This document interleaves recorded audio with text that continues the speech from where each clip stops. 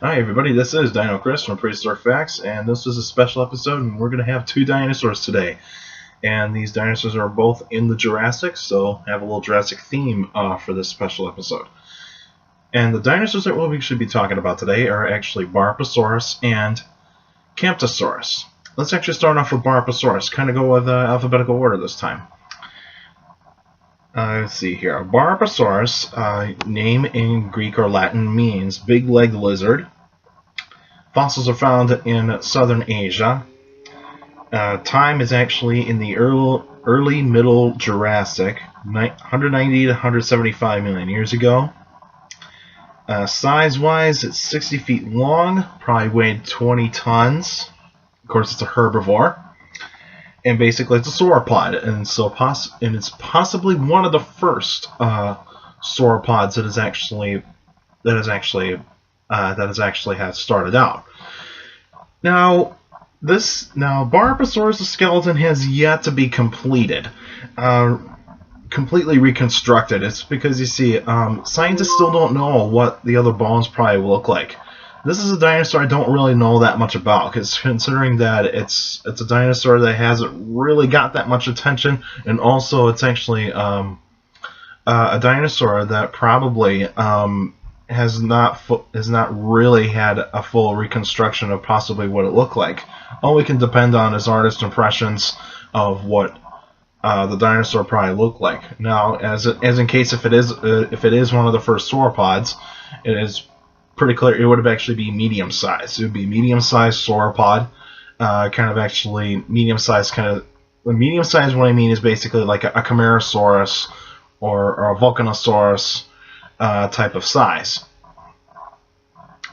And so, what this basically, I think probably it probably does the same thing, probably almost what Camarasaurus does, in the fact that it probably was basically could eat any kind of plant material that it can find, any low shrubs, any ferns. Probably if it did could reach up to the trees to feed on some of the leaves of the trees. I mean, that's also a possibility.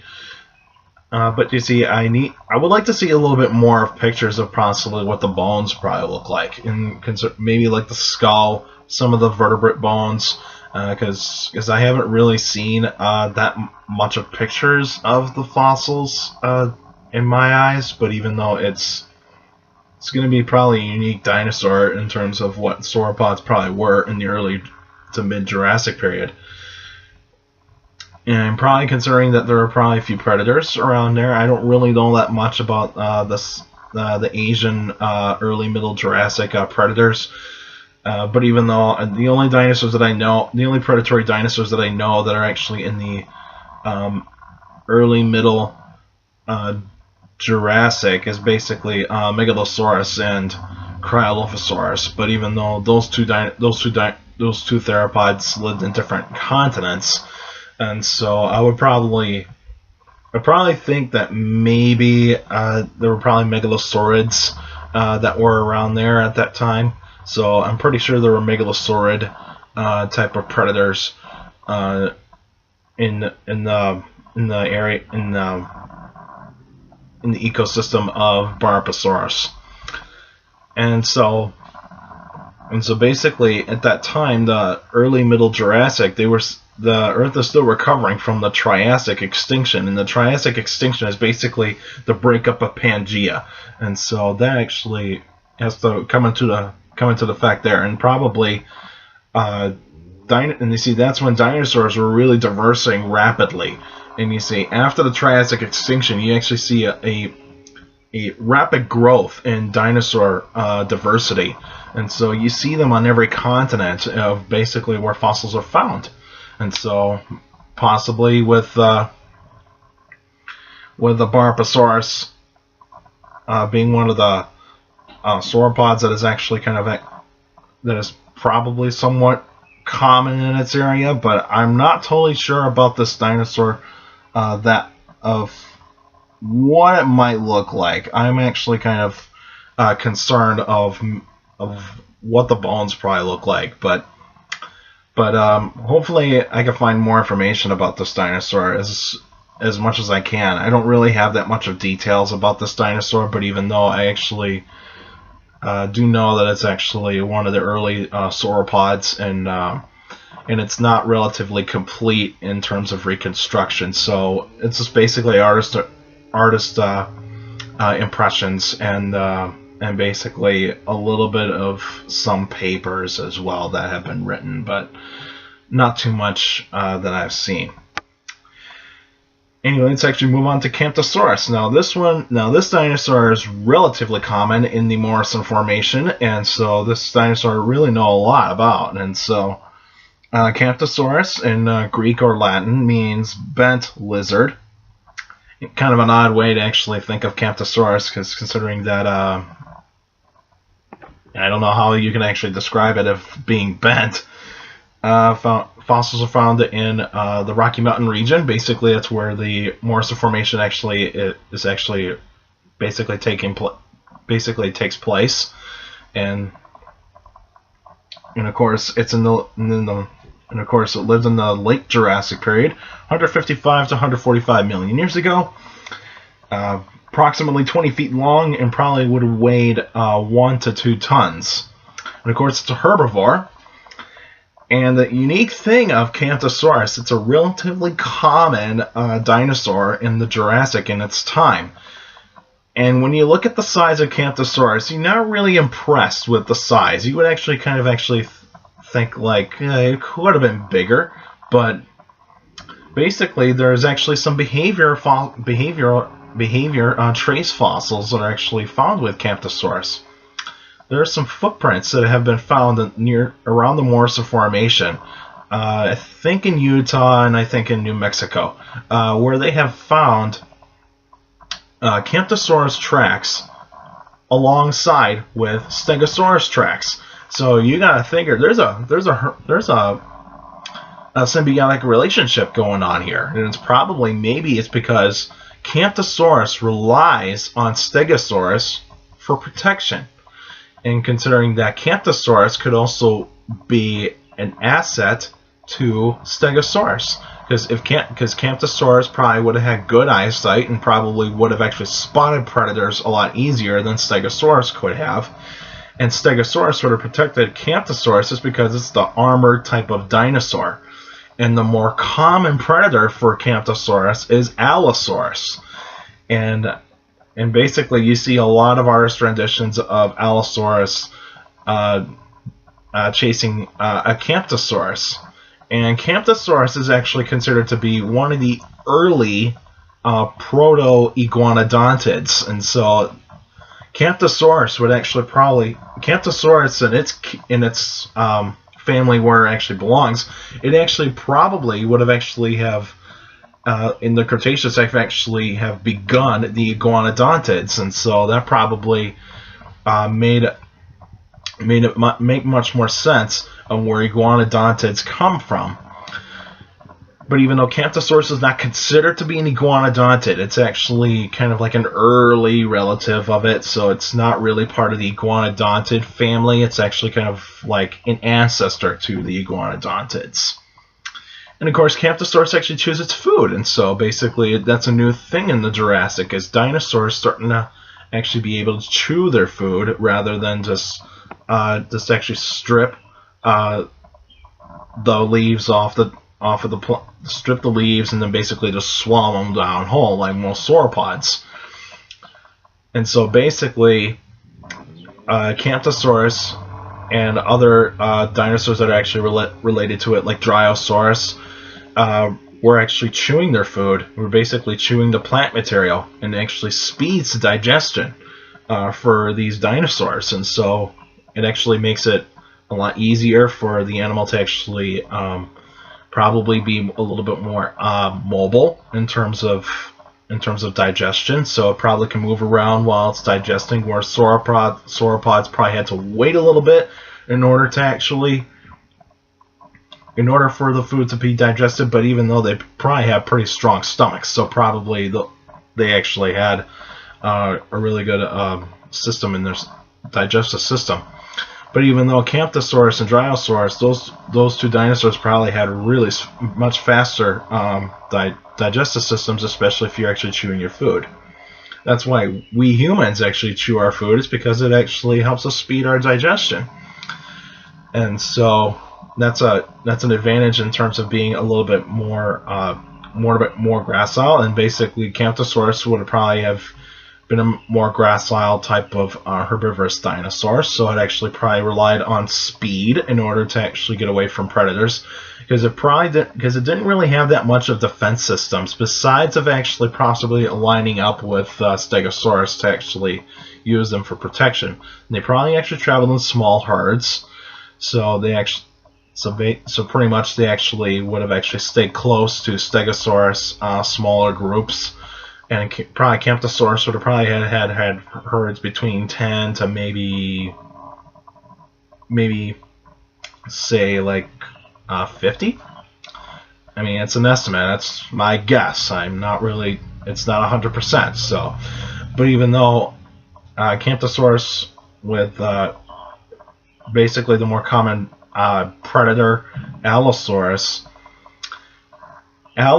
would have actually possibly have taken down Camptosaurus pretty easily if Camptosaurus was actually standing still.